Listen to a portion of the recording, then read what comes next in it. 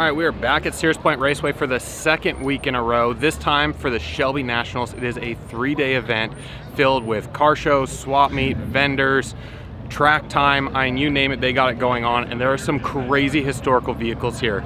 Let's go around, show you around at these amazing cars in this event, because this is stuff you don't see unless it's in museums. And here at this event, they're going to be out on track.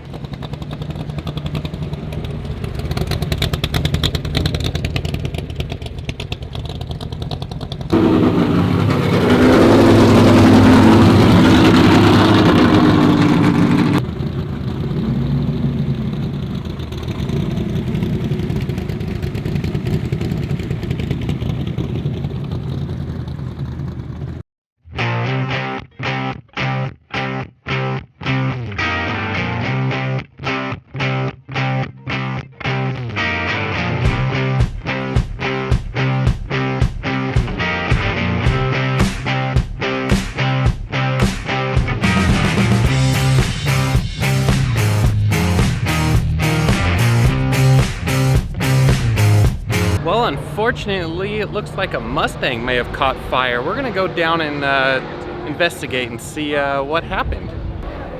Yeah, it's dropping flames out the back, underneath the bottom of it.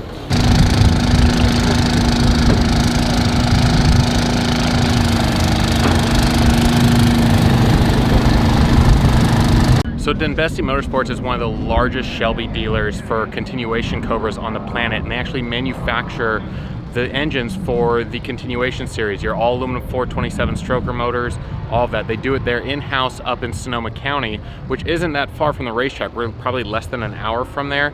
And behind me is one of the 427 SCs in Guardsman Blue and Wimbledon White that I was actually looking at a month ago when I was up in the area checking out their facility.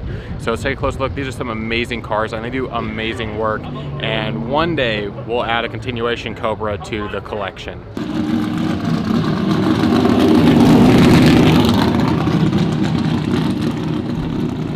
All right, behind me is a very rare and very famous Cobra. It is known as the Miles Cobra and was a competition car that Ken Miles, if you watch the movie Ford versus Ferrari, the Christian Bale's character, based off of that individual, and he used this car for development during the 64 and 65 race season. Let's take a quick walk around and show you this amazing historical vehicle.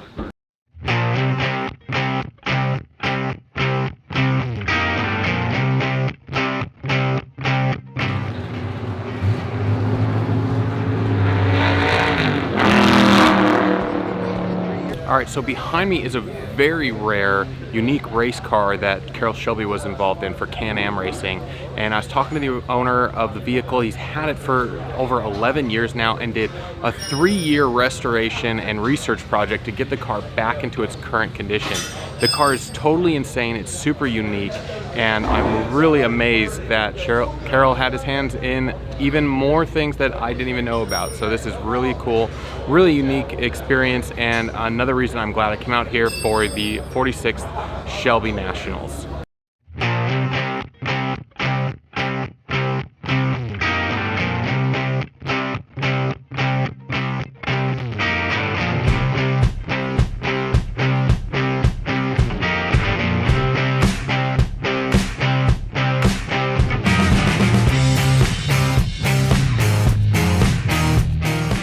Not very often you get to see any GT40s, let alone several different generations from the original 60s race cars.